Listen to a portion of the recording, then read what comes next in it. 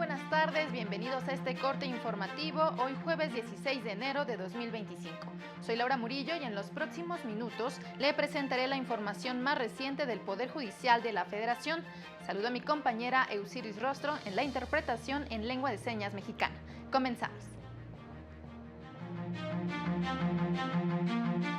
El Poder Judicial Federal ha establecido criterios que protegen derechos de la población, entre ellos a la salud y al mínimo vital.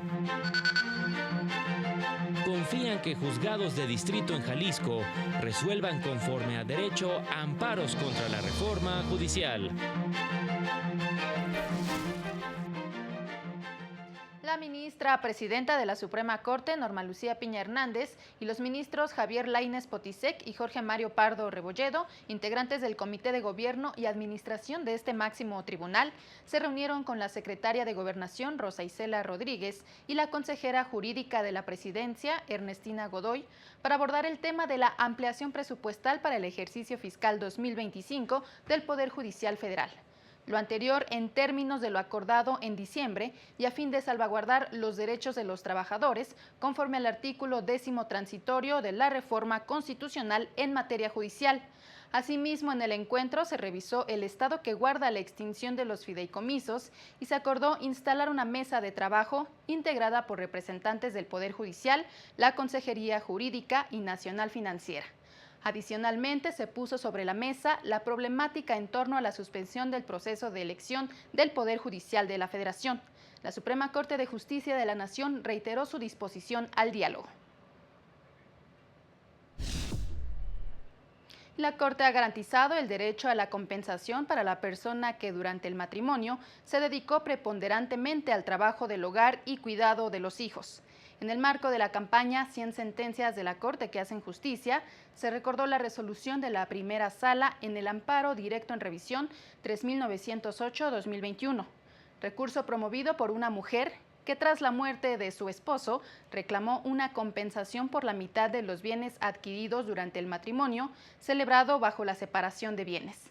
Derecho que le fue negado en distintas instancias debido a que la disolución del matrimonio no fue voluntaria y porque la compensación no estaba considerada en el testamento. En el fallo, la sala estableció que la figura de la compensación debe interpretarse de la manera más amplia para lograr una igualdad sustantiva entre las partes, precisando que incluso con la muerte de uno de los cónyuges procede la compensación a favor de quien se haya dedicado a las tareas del hogar y cuidado de los hijos. Por estas razones, concedió la protección de la justicia a la quejosa. En el marco del primer Congreso Mundial sobre Desapariciones Forzadas, que se llevó a cabo en Naciones Unidas, la Unidad General de Conocimiento Científico y Derechos Humanos de la Suprema Corte destacó algunos criterios del máximo tribunal sobre la protección de las personas desaparecidas y sus familias. En el amparo en revisión 835-2018, la primera sala determinó que cuando una víctima requiera que una persona no abogada le asesore en ámbitos distintos al jurídico, la autoridad judicial deberá reconocer este carácter y permitirle acceder a los expedientes. En torno a las acciones urgentes para la búsqueda de personas en el amparo en revisión 1077-2019, la sala indicó que estas son obligatorias para todas las autoridades en el marco de sus competencias. En casos de graves violaciones a derechos humanos, como es la desaparición forzada, las personas juzgadoras pueden decretar medidas de reparación integral, tal como se resolvió en el amparo en revisión 51-2020. Mientras que en la resolución del amparo en revisión 5-2023, la Corte indicó que para probar el delito de desaparición forzada es admisible la presentación de pruebas indiciarias y presunciones. La actividad judicial es clave para enfrentar el cambio climático y garantizar la conservación de los ecosistemas y los servicios ambientales que estos proveen, por lo que el Poder Judicial de la Federación ha dictado diversas sentencias que han fortalecido su protección, señaló la Unidad General de Conocimiento Científico y Derechos Humanos de la Suprema Corte. La primera sala, al resolver el amparo en revisión 307-2016, estableció el marco teórico y legal del derecho a un medio ambiente sano, así como los principios para su interpretación constitucional, en un caso en el que reconoció el interés legítimo de dos personas que demandaron a las autoridades por la construcción de un parque ecológico en Tamaulipas que amenazaba los manglares. Por su parte, la segunda sala reconoció en el amparo en revisión 237-2020 que la interacción entre personas y ecosistemas podría amenazar la sustentabilidad ambiental, por lo que para determinar quién puede acudir al juicio de amparo, se debe considerar el área de influencia de los servicios ambientales del ecosistema afectado, mientras que el Juzgado Cuarto de Distrito del Centro Auxiliar de la Quinta Región concedió un amparo a las comunidades originarias de Campeche, al reconocer que como protectoras de las abejas, es obligación del Estado velar por su existencia, preservación y cuidado. Las y los jueces federales protegen derechos de las personas, entre ellos el derecho a la salud, a que no se violente su economía, a la libertad y a que no sean discriminados, destacó el juez Rogelio León Díaz Villarreal. Destacó que hay criterios que han emitido jueces de distrito, tribunales colegiados e incluso la Suprema Corte que garantizan el acceso a servicios médicos, impiden el cobro de intereses altos en préstamos, establecen un mínimo vital de seguridad económica, fundamentado en la dignidad humana, además de fomentar la igualdad entre hombres y mujeres. Y finalmente, en cuanto a proteger de que los ciudadanos no sean discriminados, bueno, los criterios van en el sentido de que cualquier hombre y cualquier mujer puedan acceder a los mismos puestos de trabajo, a los mismos sueldos, también en tema de custodia de menores, pues que tanto el hombre como la mujer sean vistos de la misma forma y puedan acceder en equidad a la custodia de sus hijos. Y en más temas, el Centro de Estudios Constitucionales de la Suprema Corte publicó la nueva entrega de los cuadernos de jurisprudencia que recopila los criterios del máximo tribunal relacionados con el arraigo penal. La obra aborda distintos aspectos como la naturaleza jurídica de la orden de arraigo, las figuras similares, el juicio de amparo y los medios de control constitucional que se pueden promover para combatir esta medida precautoria, los impedimentos y facultades de las autoridades en relación con el arraigo, así como las limitaciones impuestas por la Constitución. Puede consultarlo de manera gratuita en el sitio web del Centro de Estudios Constitucionales y en la red de bibliotecas de la Suprema Corte.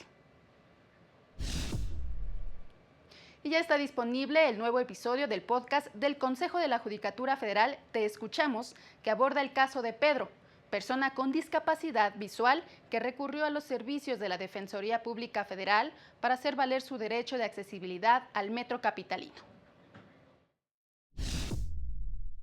En el 2021 nos vimos en la necesidad, dos compañeros y yo, a acudir al recurso de amparo, ya que las guías podotáctiles y las herramientas de accesibilidad estaban invadidas y secuestradas por un grupo de personas. En el 2022, gracias a la orden de un juez federal, se ordenó el desalojo de estas estaciones y asimismo la liberación de las herramientas de accesibilidad, por lo que en ese momento pudimos disfrutar de un derecho en plenitud. Este episodio también cuenta con la participación de Margarita Garfias, coordinadora de Familias y Retos Extraordinarios AC, quien explica qué obstáculos enfrentan las personas con discapacidad y destaca la importancia de la asesoría jurídica especializada y la sensibilidad de las personas que imparten justicia. Puede encontrarlo de manera gratuita en Spotify y YouTube. Hacemos una breve pausa y continuamos con más noticias.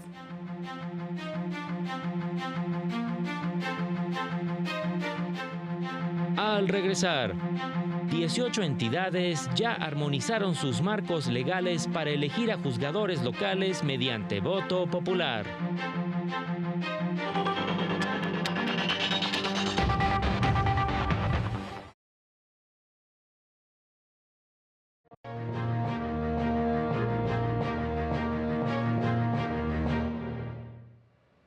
Ahora vamos a la sede del Consejo de la Judicatura Federal en el sur de la Ciudad de México con mi compañera Lorena Sánchez. Adelante con tu reporte, Lorena.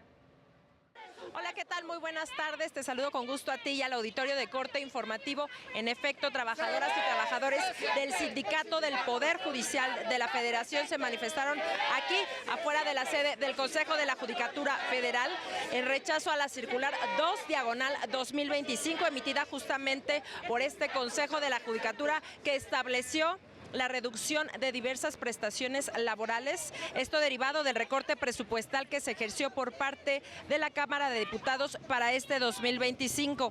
Denuncian que no se está dando cumplimiento al 10º transitorio de la reforma judicial, que establece que los derechos laborales de las y los trabajadores están garantizados. El secretario nacional del sindicato, Gilberto González Pimentel, hizo un llamado para que las y los consejeros informen cómo se va a dispersar dicho presupuesto. Vamos a escuchar. Anuncia el descuento o la disminución al 2% de la aportación patronal en cuanto es el seguro de separación individualizado, el fondo de reserva individualizado, y queda pendiente a expensas de que les den más presupuesto la última asignación adicional que cobramos en el mes de noviembre. Y de ningún modo vamos a transigir ni que quiten plazas de base, que se quiten personas, que se cierren órganos jurisdiccionales. Ellos sabrán cómo mueven el presupuesto. Estuvieron representadas las 67 secciones sindicales del país, que se manifestaron listas para iniciar un paro de labores a nivel nacional, por lo que propusieron ser escuchados a sus demandas, cuya fecha límite establecieron deberá ser antes de este 30 de enero para evitar justamente que estalle este paro de labores. Es la información que tenemos al momento. Muchas gracias, Lorena. Por supuesto que seguiremos pendientes. Y juezas y jueces de distrito del tercer circuito llamaron al Consejo de la Judicatura Federal a acatar lo establecido en el 10º transitorio de la reforma al Poder Judicial, que establece que se respetarán salarios y prestaciones de los trabajadores de dicho poder. Lo anterior ante el anuncio del Consejo de reducir sus aportaciones a los fondos de separación y retiro de los trabajadores a solo 2% y eliminar la compensación extraordinaria de fin de año ante el recorte presupuestal. Que sí existe afectación a los derechos laborales de los trabajadores del Poder Judicial de la Federación, que es contrario a lo que se encuentra señalado por el 10º transitorio del decreto de la reforma al Poder Judicial Federal. No se están respetando los pactos respecto a estos derechos laborales. Por otro lado, llamaron a los poderes legislativo y ejecutivo, así como al INE, a respetar las suspensiones dictadas por jueces de distrito en contra de la reforma judicial, que ordenan cancelar la elección judicial hasta que se resuelva el fondo de la demanda. Asimismo, confiaron que los juzgados tercero, quinto y séptimo de distrito en materia de amparo administrativo del tercer circuito, que se encargarán de resolver estos recursos, lo harán con apego a derecho. Ellos cuentan con 10 días, todos los tribunales del país, con 10 días hábiles para remitir todos esos juicios de amparo, de manera que esas sentencias saldrán de aquí, de Jalisco. Tenemos plena confianza en los juzgadores y juzgadoras de Jalisco, de la Federación, para esperar su resolución de manera ágil y conforme a derechos. Por otro lado, se dio a conocer que se interpusieron 2 recursos de revisión ante la Suprema Corte en contra de las suspensiones dictadas contra la elección judicial, con el fin de que sea el máximo tribunal quien resuelva lo que en derecho proceda en este asunto. Quienes promovieron los recursos alegan tener interés legítimo al ser personas que cumplieron con los requisitos de elegibilidad de acuerdo con el dictamen del Comité de Evaluación del Poder Judicial. Y de acuerdo con la consejera del INE, Carla Humphrey, 18 de las 32 entidades del país ya han armonizado sus marcos normativos internos a la Constitución Federal con el fin de que las personas juzgadoras locales sean designadas a través del voto popular. 17 de las 18 entidades que ya armonizaron su legislación en materia de elección judicial llevarán a cabo procesos comiciales concurrentes con el federal el próximo domingo 1 de junio. Entre estas se encuentran Ciudad de México, Estado de México, Chihuahua, Coahuila, Tamaulipas, Veracruz, Zacatecas, Tabasco, Colima y Aguascalientes, entre otros. Solo Campeche postergó la elección de juzgadores para la elección federal de 2027, año en el que además de renovarse la totalidad de la Cámara de Diputados, también se renovará el resto de los cargos del Poder Judicial Federal. En el presente año se elegirán a nivel federal 9 cargos de ministros, 2 magistrados de sala superior, 15 de magistrados de salas regionales del Tribunal Electoral, 5 magistrados del Tribunal de Disciplina Judicial, 464 magistrados de circuito y 386 de jueces de distrito.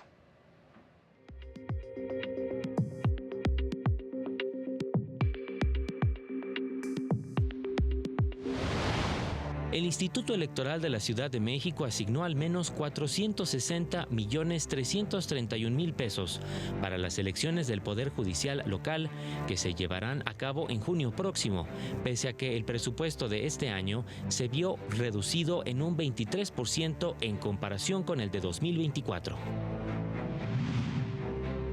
553 personas se inscribieron para participar en la elección de jueces y magistrados del Poder Judicial de Coahuila, entre los que están funcionarios del actual gobierno estatal e integrantes de la judicatura que competirán por otros puestos. Durante 2024, el Poder Judicial de Durango dio de alta a 99 personas en el Registro Nacional de Deudores Alimentarios. Es una de las 6 entidades que actualizaron su información en la plataforma operada por el DIF nacional.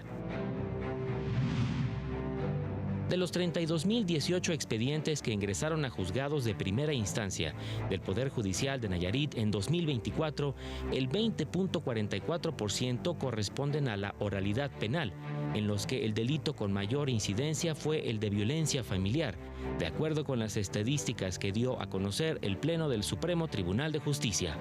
Para el canal del Poder Judicial de la Federación, Jesús Daza. Así llegamos al final de este corte informativo. Soy Laura Murillo y manténgase en la señal del canal del Poder Judicial de la Federación. Lo invito a seguir a las 19:30 horas nuestro avance informativo y a las 8:30 de la noche el noticiario nocturno. Que tenga una excelente tarde. Hasta pronto.